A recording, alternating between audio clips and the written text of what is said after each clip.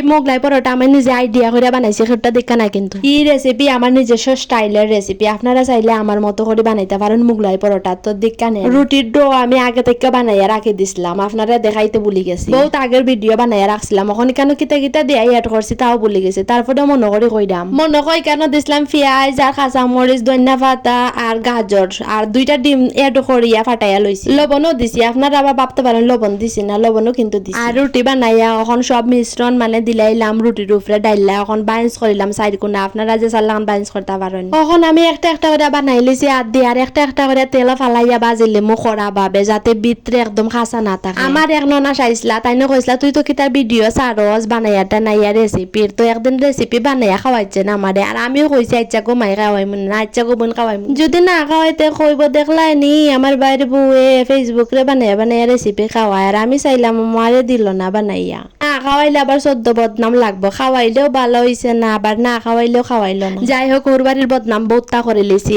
আর Facebook মামায় তো ভালো উপায় হরবাড়ির বদনাম করা। বদনাম করতে করতে রান্দাও শেষই বাইদ। তো একদম পারফেক্ট ভাবে হয়েছে আমার মোগলাই পরোটা। আপনারা পারলে ট্রাই করতে পারেন। কিলা লাগছে আমার ভিডিও? ধন্যবাদ সবাই রে।